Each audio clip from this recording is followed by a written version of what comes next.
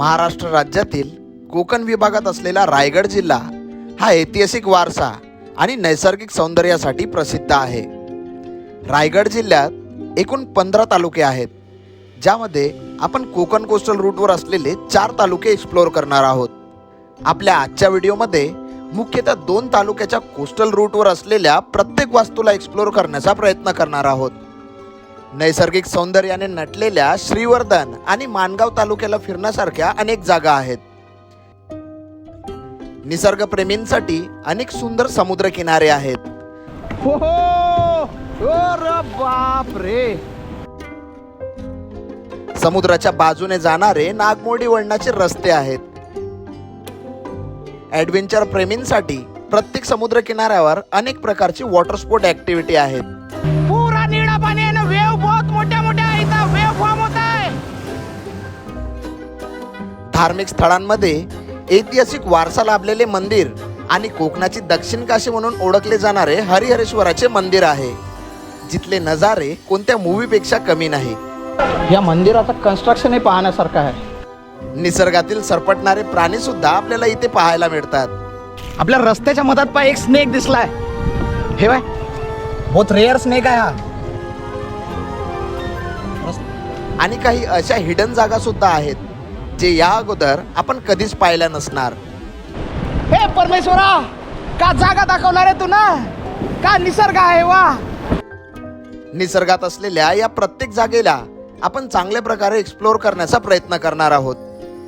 Coastal रूटवर असलेले 2 जिल्हे, ज्यामध्ये सिंधुदुर्ग आणि रत्नागिरी जिल्हा एक्सप्लोअर करून जेट्टीच्या मदतीने येऊन पोहोचलो कोस्टल रूटच्या 3ऱ्या जिल्ह्यात म्हणजेच रायगडमध्ये.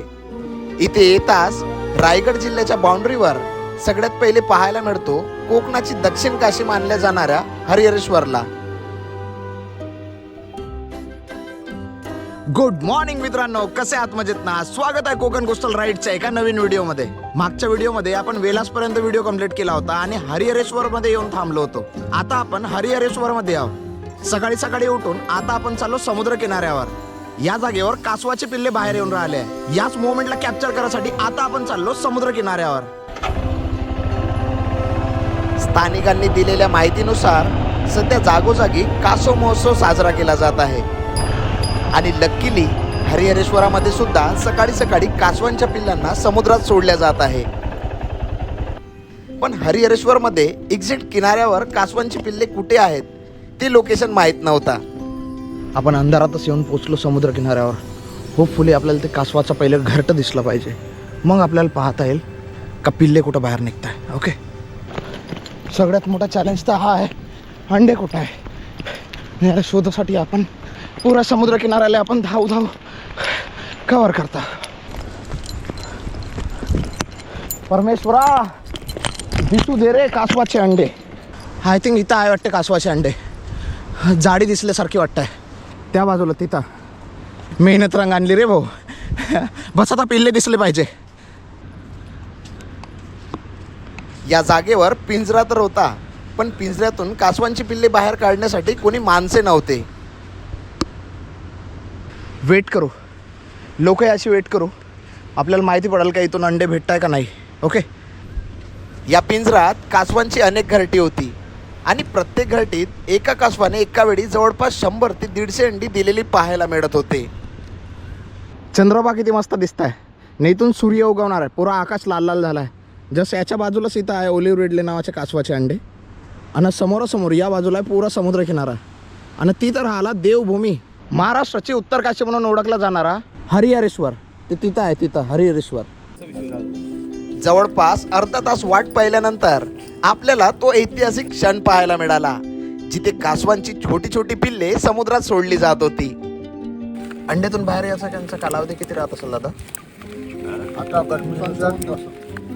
55.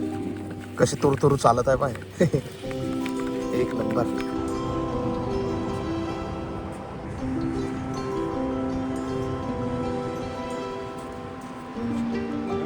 वाटला तर तू तुझ्याकडे जा ना.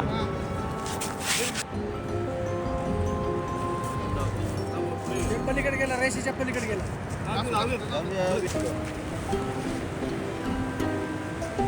पाणी आलं.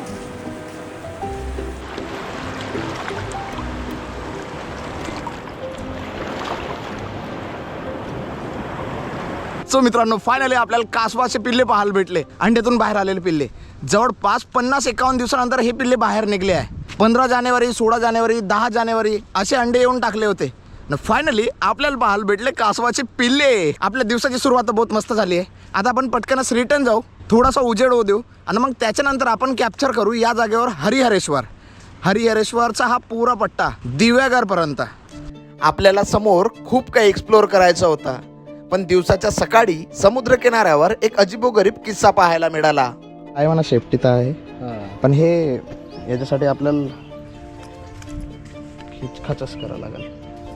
बापरे, काड्या उड्या टाकून प्रयोग करण्यात आले आहे ना. या जागेवर फिरण्यासाठी आलेल्या पर्यटकांची गाडी पूर्णपणे समुद्र किनाऱ्याच्या रेतीमध्ये फसली होती. मला बी वाटते माझी गाडी थोडीशी मागं खिचली तर होऊन जाईल. तुमचे असं टर्न घेतलं तरी होऊन जाईल. मग इथून माती काढले का तुम्ही बाहेर? सगळं तिथून ते दगड वगैरे खाली टाकला, पण तरी बापरे, पूर्ण जमिनीलाच टेकली गाडी. तर कार्यक्रमात दिसते होती रात्रभर इथं. हा, आपण बी अंधारामध्ये तावात गाडी इकडे घुसवलो. आपला बी समोरचा चक्का घुसला आहे, याला काढू आपण.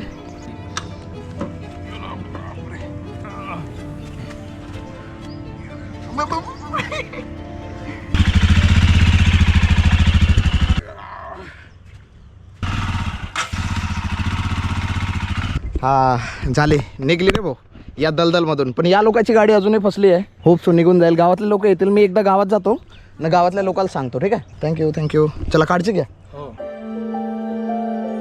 रायगड जिल्ह्यातील हरिहरेश्वर हे स्थान दक्षिण काशी म्हणून प्रसिद्ध आहे. हरिहरेश्वराला भारतातील एक महत्त्वाचे तीर्थस्थान मानले जाते.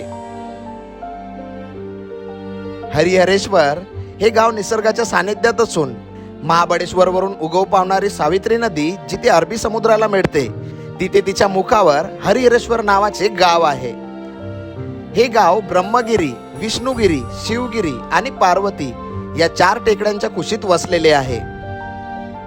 या जागेची विशेषता म्हणजे एका बाजूला हिरवेगार गर्द वनराईने नटलेले डोंगर, तर दुसऱ्या बाजूला नयनरम्य स्वच्छ निळा समुद्र आणि किनाऱ्यावरील पांढरी वाळू आपलं मन मोहून टाकतात. दिवस झाला आहे, सूर्य उगवला आहे आणि आता आपण चाललो या पवित्र देवस्थानाजवळ. कोकणातील दक्षिण काशी म्हणून ओळखली जाणारी ही जागा. रत्नागिरी जिल्ह्यातून रायगड जिल्ह्यात प्रवेश करताच सगळ्यात पहिले आपण येऊन पोहोचतो हरिहरेश्वर गावात, जिथे समुद्र किनारी सुंदर मंदिर पाहायला मिळते. एकदम मंदिराजवळ आपण जाऊ शकतो. तिथं पार्किंग करायची जागा आहे. त्या जागेवर गाडी पार्क करू आणि मग वर जाऊ. या जागेवर गाडी पार्क करायसाठी बहुत सारी जागा आहे. इथं आपण गाडी आपली पार्क केली का त्याच्यानंतर आपण जाऊ शकतो मंदिरात.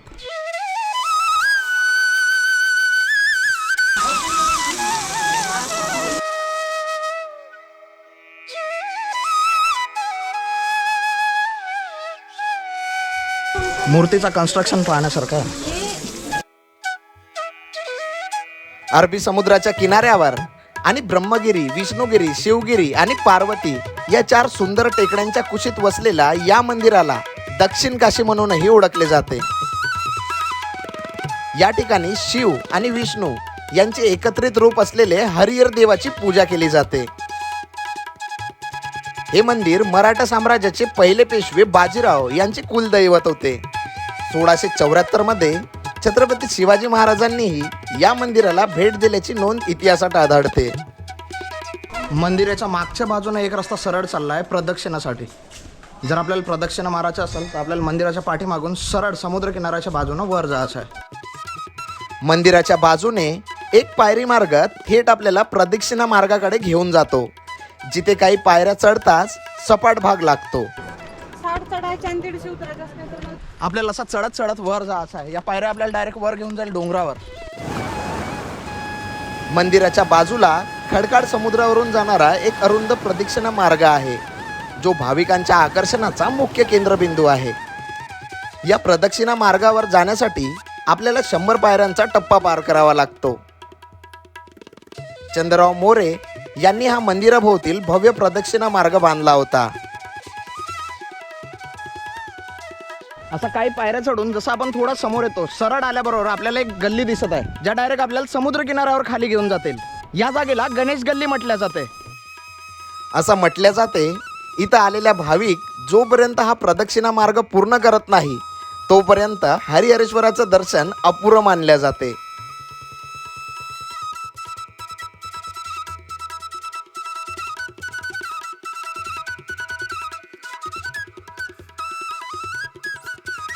आपण आलो तो जबरदस्त प्लेसवर, पण या जागेवर आपल्याला प्लास्टिक कचरा पाहायला भेटताय. प्लास्टिक.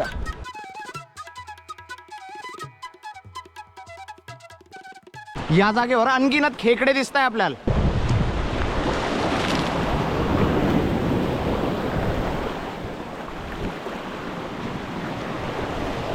या जागेवर समुद्राची लाट पाहण्यासारखी आहे. पुरा पाण्याच्या प्रेशरचा दगडाला आपटत आहे आणि त्याच्या क्रिएट होत आहे लाटा.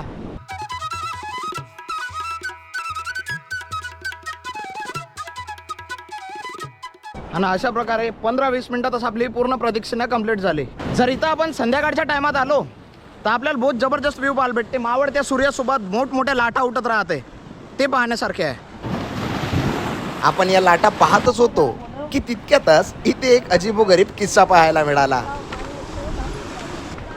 इथे एक मुलगा पूर्ण टक्कल करून त्याचे केस समुद्रात वाहणार होता.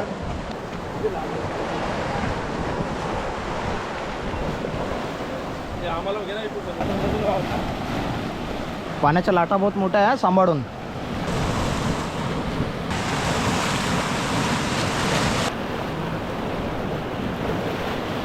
या जागेवर केस विसर्जन केलं गेलं आहे.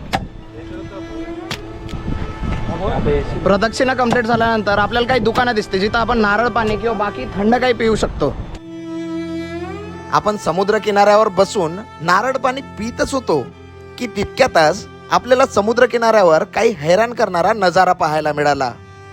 या जागेवर आपल्याला बहुत साऱ्या मूर्त्या पाहायला भेटत आहे. समुद्र किनाऱ्याच्या जस्ट बाजूला बघा, इथं गणपतीची मूर्ती आहे, तिकडे मूर्ती आहे, इथं आहे, इथं बी देवाची मूर्ती आहे, हे इकडे एक मूर्ती आहे.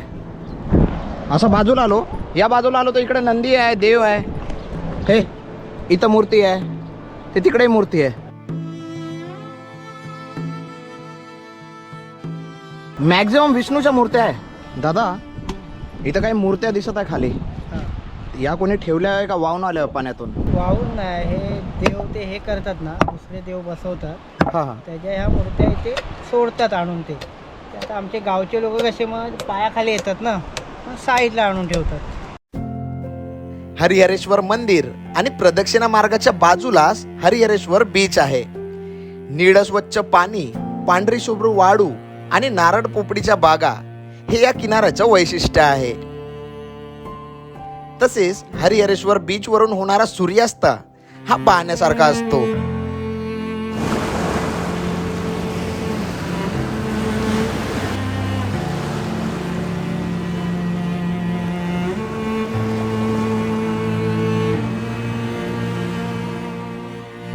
लोक हरिहरेश्वरला येतात, पण या हरिहरेश्वरच्या जस्ट 5 किलोमीटर बाजूलाच एक निसर्गात तयार झालेला दिल आहे. दिल 99.99% लोक या जागेला बघण्यासाठी मिस करतात. आपल्याला अनेकदा अनेक प्रकारचे निसर्गाचे चमत्कार पाहायला मिळतात. असाच एक आगळा वेगळा निसर्गाचा चमत्कार आपल्याला समुद्र किनाऱ्याच्या बाजूलाच पाहायला मिळाला.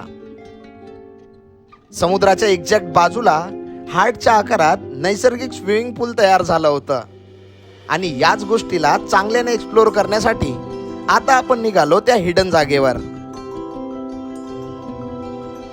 इकडून नाहीच जाता येईल ना? नाही. गाडी तुम्हाला समुद्र किनाऱ्याला ठेवायला लागेल, हां हां. मग चालत पुढे जावं लागेल. ते पण 1 तास लागेल चालायला. इकडून जास्त लागला ना? इकडून जास्त. अच्छा.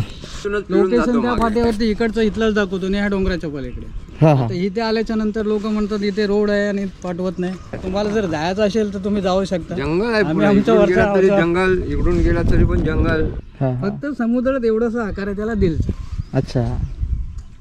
आणि तिथे तुम्ही शोधला तर आजूबाजूला कोण माणूस नाही भेटणार. पाणी सुद्धा सोबत न्यावं लागेल पिण्याचं. अच्छा ठीक आहे, मी एकदा पाहून येतो का होते. ठीक आहे. चालेल चालेल. आजोबांनी पूर्ण डिमोटिवेट करू नये आणि 2 तास रस्ता शोधताना भटकू नये आपण त्या हिडन लोकेशनवर जाण्याची इच्छा सोडली नाही. रस्ता भटकून आपण कोणत्या गल्ली कुचरीत येऊन पोहोचलो माहित नाही, पण सुंदर आहे. जर आपल्याला समुद्र किनाऱ्यावर एकांतात वेळ घालवायचा असेल आणि निसर्गाच्या सानिध्यात स्वतःला स्विमिंग पूल पाहिजे असणार तर ही हिडन जागा तुमच्यासाठीच बनली आहे. या हिडन जागेवर आपल्याला 4 महत्त्वाच्या सुंदर गोष्टी पाहायला मिळतात. यातील पहिली गोष्ट म्हणजे इथे जात असताना करोडो शिंपल्यांपासून तयार झालेला शिंपला आयलँड, जिथे रंगबेरंगी कलरचे शिंपले पाहायला मिळतात. तसेच एक भला मोठा नॅचरली तयार झालेला गुफा पाहायला मिळतो. तिसऱ्या नंबरची जागा म्हणजे इन्फिनिटी स्विमिंग पूल, जिथे पाण्यावर तरंगत असताना समुद्राच्या लाटांचं पाणी आपल्या अंगावर येते. आणि चौथी आणि महत्त्वाची जागा म्हणजे नॅचरली तयार झालेला हार्टच्या आकारातील स्विमिंग पूल. दिलच्या आकाराचा नॅचरल स्विमिंग पूल तर आहे दिसासाठी सुंदर, पण तिथं जाणं एवढं सोपी नाही आहे. या जागेवर जाण्यासाठी आपल्याला दगडांचे 3-4 टप्पे पार करावे लागतात.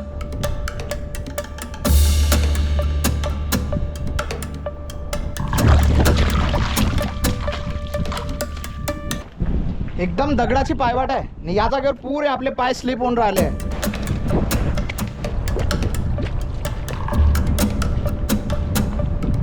ज्या अननोन जागेवर आपण चाललो माहित नाही ते किती डीप आहे, त्याची खोली किती आहे त्या पाण्याची.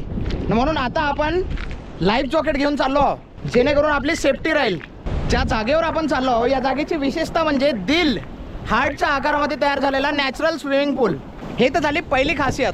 आता दुसरी खासियत म्हणजे काय तर या जागेवरचा शिंपला आयलँड. करोडोच्या संख्येने या जागेवर शिंपले पाहायला भेटत आहे आपल्याला.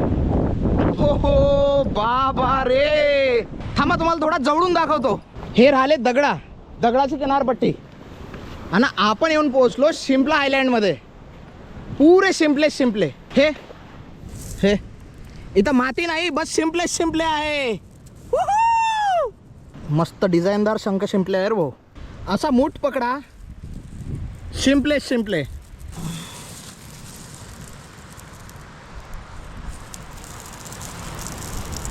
समुद्रामध्ये शिंपले राहतात. हे शंख शिंपले जेव्हा डेड होतात, मरतात, तेव्हा समुद्र का करते तो आपल्या पोटामध्ये कोणताही असा कचरा नाही ठेवत. मग समुद्रामधून ते जेवढे पण शिंपले आहे मेलेले ते असे किनाऱ्यावर फेकले जाते. मग एखाद्या किनाऱ्यावर दगडात जमा होऊन असा शिंपला आयलँड तयार होते. पूर्ण 4ही दिशेला नुसतं करोडोच्या संख्येनं शिंपले आहे इथं. आता आपला मेन टार्गेट होता हार्ट शेप मधला स्विमिंग पूल, पण तिथे जाण्यासाठी आपल्याला या दगडांचा टप्पा पार करावा लागणार होता.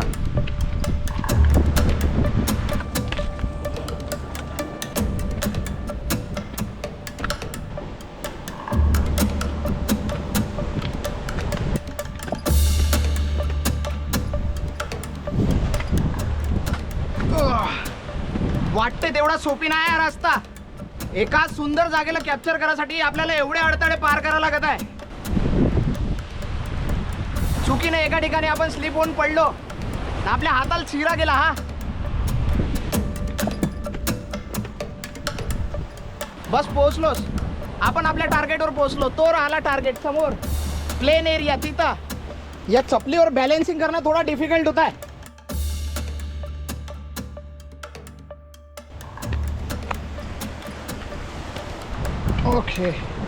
ओके मम्मा, आपला डावा हात ऑलरेडी फ्रॅक्चर झाला आहे आणि त्याच्यावर बहुत जोरात झटका बसला. आपण खाली पडलो घसरून. अशा जागेवर येत असताना स्वतःची योग्य ती काळजी घ्या रे बाबांनो. पुरा दगड होता, आता पुरा प्लेन पठारसारखा एरिया लागला आहे. पण या जागेवर पाहण्यासारखी अजून एक गोष्ट आहे. या जागेवरचा दगडी किनारा एका विशिष्ट प्रकारचा किनारा आहे. हा या जागेवर पूर्ण गोलमटोल दगड आहे. हे पूर्ण गोलमटोल. जसे हे दगड पार करतो तसाच येऊन पोहोचतो आपण आपल्या डेस्टिनेशनवर. अरे बाप रे, लाट वय का कावय हे लाट दाखवतो. हा हो अरे बाप रे. हो सही.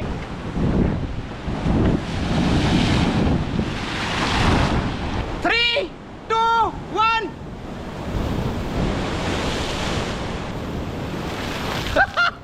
समुद्र आपला कधी गेम करू शकते. समुद्राच्या दूरच उभं राहिलेला बरा, कारण इकडे कोणीच नाही, आपण एकटेच आहोत. वा, या जागेवरचं पाणी तर बा एकदम स्वच्छ आहे, स्वच्छ. इथंच आपण आपली स्विमिंग करू.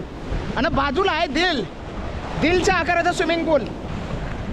हा राहिला तो दिल ज्याच्यासाठी आपण एवढ्या दूर आलो होतो.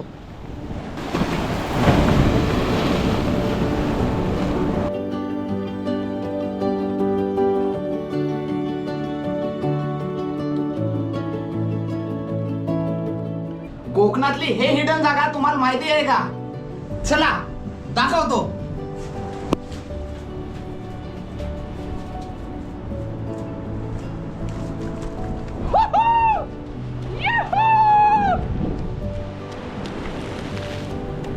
या जागेवर आहे दिलच्या आकाराचा स्विमिंग पूल.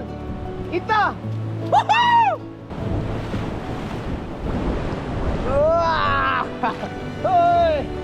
हे परमेश्वरा, का जागा दाखवला रे तू ना, का निसर्ग आहे वा, एक नंबर. ते कोणीच नाही आहे, बस आपणच.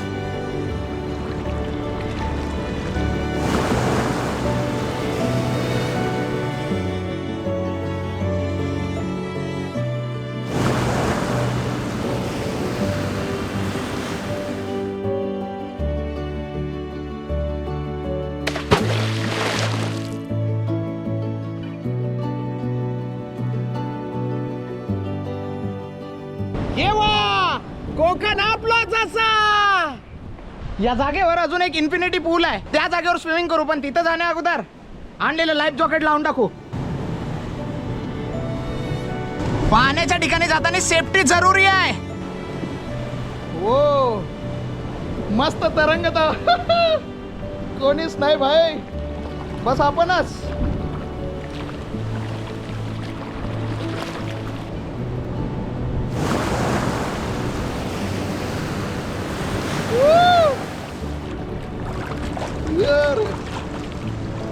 असं वाटतंय असा या भर उन्हात असाच रिलॅक्स पडून राहावा. आता समजलं का फॉरेनर लोक या भर उन्हामध्ये समुद्राच्या पाण्यात काऊन डुबून राहते. वा वा वा वा, मस्त. दुपारच्या कडक उन्हात थंड पाण्यात तरंगत राहण्यासाठी ही एक उत्तम जागा आहे. हो, या जागेवर पाण्याचा मनसोक्त आनंद घेतल्यावर आता आपण निघू आपल्या समोरच्या डेस्टिनेशनवर, म्हणजे श्रीवर्धनकडे. पुरा पाणी बा पाणी कसं झिरपत आहे, समुद्र बा किती जोरात खवळत आहे.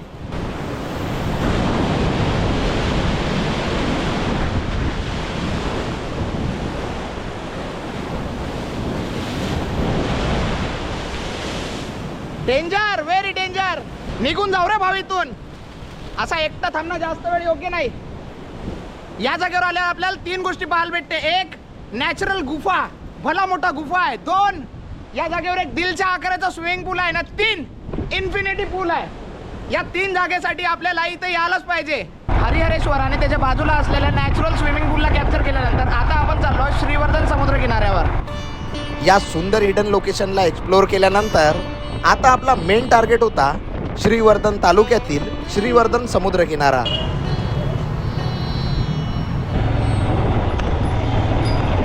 दादा, समुद्र किनाऱ्याकडे जायचं आहे. समुद्र किनारा सरळ. कोकण कोस्टलमध्ये आतापर्यंतचा हा सर्वात डेव्हलप समुद्र किनारा राहणार होता. समुद्र किनाऱ्याकडे इकडूनच जायचा. थँक्यू. हा राहिला समुद्र किनाऱ्यावरचा भाग. हो, गाडी तर डायरेक्ट आली. हो, या जागेवर आपल्याला बहुत सारे दुकानं पाहायला भेटत आहे. श्रीवर्धन बीच हा महाराष्ट्रातील रायगड जिल्ह्यातील एक अतिशय प्रसिद्ध, शांत आणि स्वच्छ समुद्र किनारा आहे. हा समुद्र किनारा साधारण 3 ते 4 किलोमीटर लांब असून येथील वाळू पांढऱ्या आणि काळ्या रंगाची संमिश्र आहे. समुद्र किनाऱ्याच्या आजूबाजूला नारळ आणि पोपडीच्या बागा आहेत, जे या परिसराचं सौंदर्य अजूनच वाढवतात.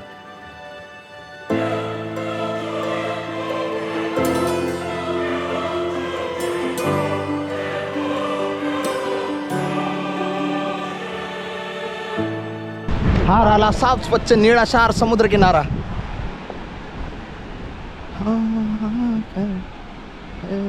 बोटिंग काय प्राइस आहे बोटिंगची? बोटिंगचे 200 पर पर्सन. ओके. बोट, बनाना, स्लीपर. श्रीवर्धन हा विशेषतः पर्यावरणप्रेमी आणि साहसी प्रवाशांसाठी खास आवड ठरते.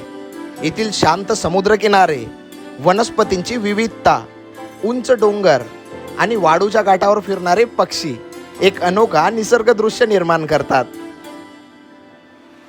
तसेच श्रीवर्धन समुद्र किनाऱ्यावर अनेक वॉटर स्पोर्ट ॲक्टिव्हिटी पाहायला मिळतात, ज्यामध्ये boating, kayaking, pedal boating, scuba diving, घोडागाडी रायडिंग यांसारखे अनेक वॉटर स्पोर्ट ॲक्टिव्हिटी साहसी पर्यटकांना इथे आकर्षित करत असतात. या जागेवर आपण एक वॉटर स्पोर्ट ॲक्टिव्हिटी करू. का नाव आहे दोस्त तुझा? स्वागत. स्वागत आहे तुमचं आपल्या नवीन चॅनलमध्ये.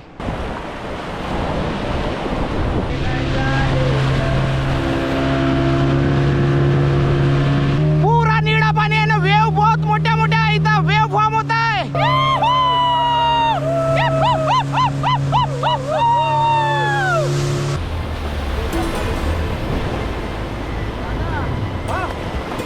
आता आहे स्लीपर राईड. आता झोपून आपल्याला पाण्याच्या अंदर जायचं आहे.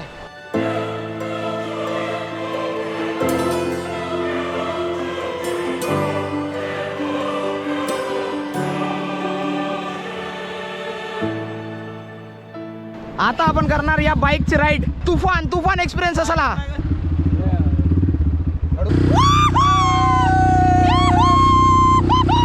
आपण राईड करत आहोत स्वतः.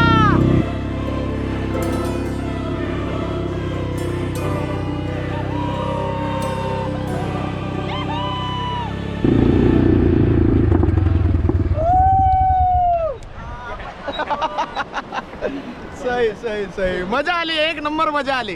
तर आता आपण करणार आहोत घोडागाडी राईड. आरामशीर चालवतो का, कुदवतो नको. आरामशीर येता. आरामात.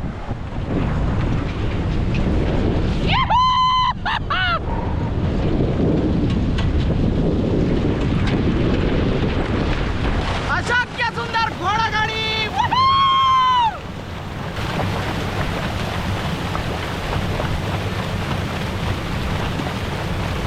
रस्त्यावरून जाता जाता आपण बिलकुल आरावरी बीचच्या जवळच येऊन पोहोचलो. एक्झॅक्ट रस्त्यावरच आहे. असा समोर आलो का या टर्निंगवर आपल्याला बीच पाहायला भेटते. श्रीवर्धन बीच एक्सप्लोर झाल्यानंतर श्रीवर्धनकडून जेव्हा आपण दिव्यागर बीचकडे जातो, तेव्हा मधातच आरावी नावाचा समुद्रकिनारा पाहायला मिळतो. संपूर्ण कोकण कोस्टल राईडमध्ये आत्तापर्यंत पाहण्यात आलेला सर्वात सिनिक आणि सर्वात सुंदर रूट आपल्याला इथे पाहायला मिळतो. श्रीवर्धनकडून दिव्यागरकडे जात असताना आरावी नावाचा समुद्रकिनारा लागते. एकदम टर्निंगवरच आहे हा समुद्रकिनारा आणि निळं पाणी आहे, पुरं समुद्राचं निळं पाणी.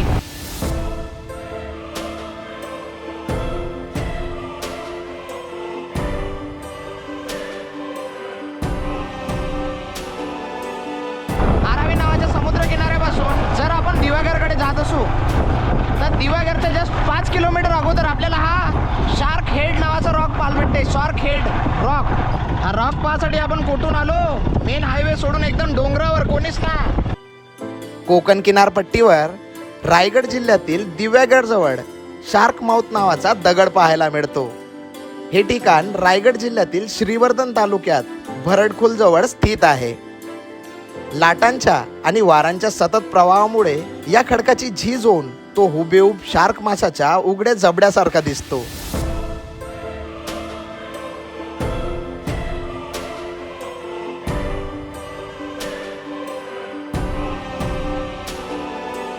हा व्ह्यू पॉईंट कॅप्चर करण्यासाठी आपण किती अंदर आलो होतो ते दाखवायची कोशिश करतो. आता आपण रिटर्न जाऊ. रिटर्न जाताना पहा किती अंदर आलो होतो.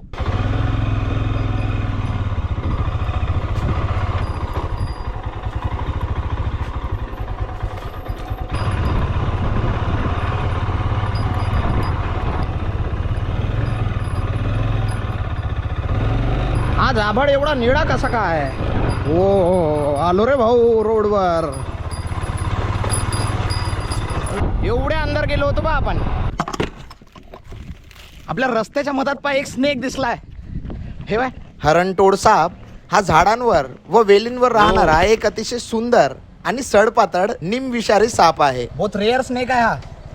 त्याचा रंग प्रामुख्याने गडद किंवा फिकट हिरवा असतो, ज्यामुळे हा साप झाडांच्या फांद्यांमध्ये अगदी सहज लपून बसतो. रस्ता पार करू दे याला. हा टोल आहे टोल. हां हरणतोड. हा हरणतोड नावाचा साप आहे हा न वेलीवर राहते. झाडावर राहिला तर समजून बी नाहीत का हा झाडावर आहे म्हणून. हे बघ. हा साप निमविषारी आहे. हा याच्या दंशामुळे माणसाचा मृत्यू होत नाही. तसेच हा साप प्रामुख्याने लहान पक्षी, बेडूक, उंदीर आणि सरडे खाऊन जगतो. हा मस्त एकदम वेलीसारखा दिसत आहे. सही. दिवेघर किती दूर असेल? 6 किलोमीटर रस्त्यावर सर. ओके ठीक ठीक थँक्यू. मावशी अरे हे दिवेघर कुठे आहे? चला येतो मावशी. आपण दिवेघर जवळ तर येऊन पोहोचलो आहोत. आता या जागेवर आपल्याला 2 मंदिरं पाहायला भेटते. लाल चिऱ्यानं बनवलेलं लाल लाल मंदिर आहे. तर आता आपण जाऊ रूपनारायण मंदिर जवळ. रूपनारायण मंदिर आणि सुवर्णनारायण मंदिर हे 2 मंदिर आहे इथं.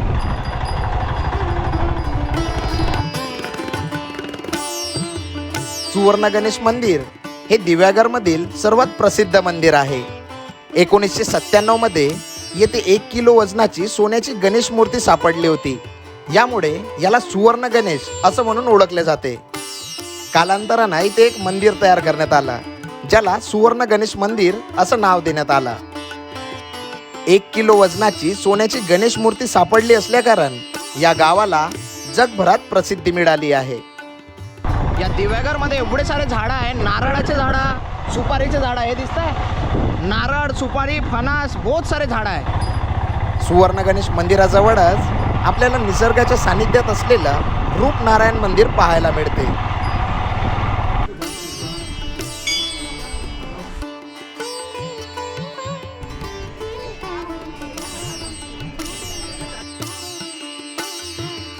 हे आहे दिव्यागर समुद्र किनाऱ्यावर असलेलं प्रसिद्ध रूपनारायण मंदिर.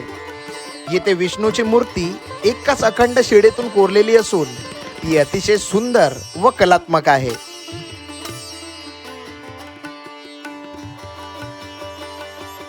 या मंदिराचं कन्स्ट्रक्शन हे पाहण्यासारखं आहे. 4ही दिशेला नारळाचे झाडं आहे. नारळाच्या झाडांच्या मधात हे मंदिर आहे.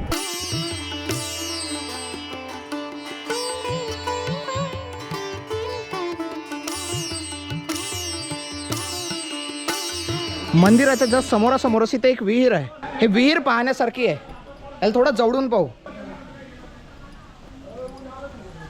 बाप रे मच्छा आहे का काय आहे या. सुंदर सुंदर कन्स्ट्रक्शन. जसा हा मंदिर पार झाला तसंच आपण जाऊन पोहोचतो समुद्र किनाऱ्याजवळ, प्रसिद्ध असलेल्या दिव्यागर समुद्र किनाऱ्याजवळ. दिव्यागर हा रायगड जिल्ह्यातील एक सुंदर आणि शांततापूर्ण समुद्र किनारा आहे जो पर्यटकांसाठी स्वर्गासारखा वाटतो. कोकण किनारपट्टीवरील हा समुद्र किनारा स्वच्छ पांढऱ्या वाळूसाठी आणि शांततेसाठी प्रसिद्ध आहे.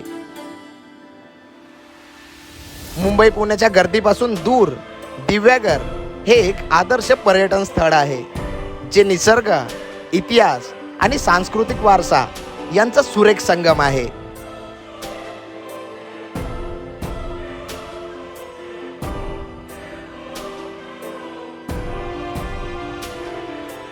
या जागेवर तर कपड्याचा सेल लागलाय भाऊ. हे कपडेच कपडे. इथं याच्या वेळेस कपड्याचं काही टेन्शन नाही. इथं या नाही इथलेच कपडे घालून समुद्र किनाऱ्यावर फिरा. या समुद्र किनाऱ्यावर आपल्याला अनेक लोक गाड्या चालवताना दिसत होते. तिथे अनेकांच्या कार मातीमध्ये फसल्या होत्या.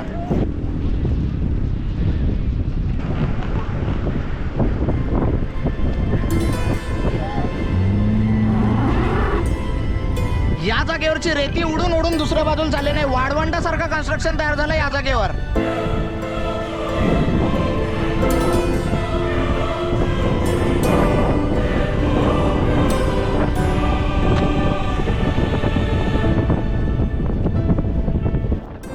आणि अशा प्रकारे रायगड जिल्ह्यातील श्रीवर्धन आणि माणगाव तालुक्यांना चांगल्याने एक्सप्लोर करून आपण जाऊन पोहोचलो रायगडच्या 3ऱ्या तालुक्यात मुरुडमध्ये, जिथे आपल्याला इतिहासाचा एक अनोखा ठेवा पाहायला मिळतो. फेरी बोट बस लागलीच आहे. आहे